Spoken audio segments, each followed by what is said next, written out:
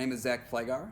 I'm a prospective sales representative for John Wiley & Sons, and I've been asked to create a video interview answering 4 separate questions. The first being why John Wiley & Sons should hire me, somebody with no outside sales experience, versus somebody else with experience. So I do understand the competition is strong, but what sets me apart from everybody else is the fact that I'm fresh.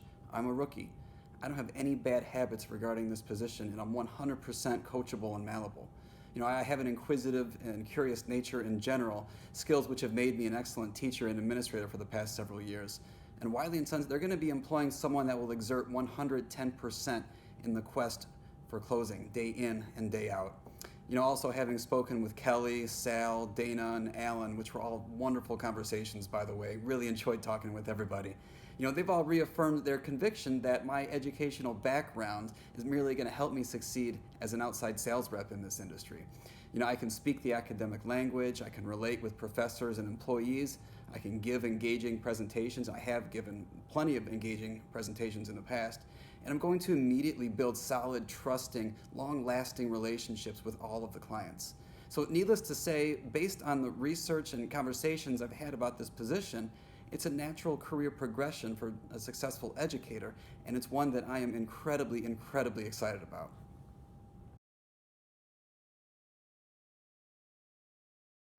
So the second question is, how tech savvy am I? And I have to provide an example. There's one instance that comes to mind. This comes from when I was an assistant principal in Toledo at a elementary school, charter school. And when I got there, the Power School system, which is what all K-12 schools use in Ohio, it wasn't operating correctly to the point where teachers could not enter grades, nor could they take attendance. These are obviously crucial things for a school here. So I had to be that person. This is a school that it needed a lot of help, and they were really fortunate to have me come in there and take over the Power School, the admin side of the Power School here.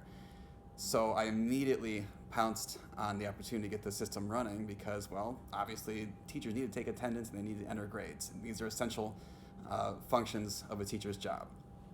So after countless hours on the phone with the help desk, a couple trial and errors, which is what will happen in the technology world, and many late nights perfecting class schedules, attendance, compliance parts, so on and so forth, I was able to get the program running seamlessly.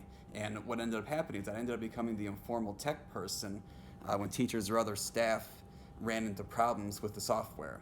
And the help desk people on the Power School end, they knew me on a first-name basis, and the school was able to properly function. And I took great pride in knowing that I was able to accomplish this feat without having any prior knowledge of the program.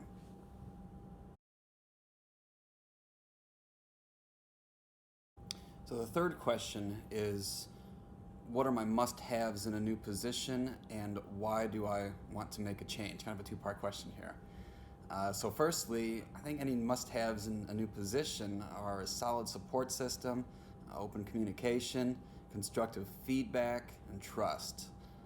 There is going to be failure in any new position, but ultimately it's how you reflect on those unfortunate events, how you grow from them, and you never make those same mistakes twice. These are things I tell my students all the time. Practice doesn't make perfect, it makes better. And sometimes failing is going to be the best thing that will happen to you. But you have to take that feedback, you have to set forth a plan of action, complete with goals, and you have to work to achieve them. Reasonable mistakes are acceptable, but in the end, carelessness is totally unacceptable. The second part of this question is why I want to make the change. I've always had an undying passion for education. I will always have an undying passion for education.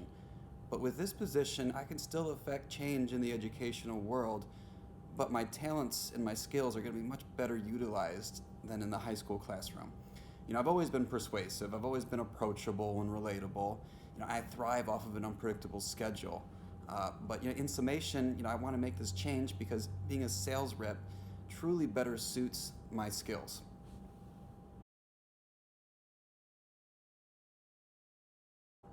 So the fourth question is much more of a summary. It's my last chance to really sell myself here.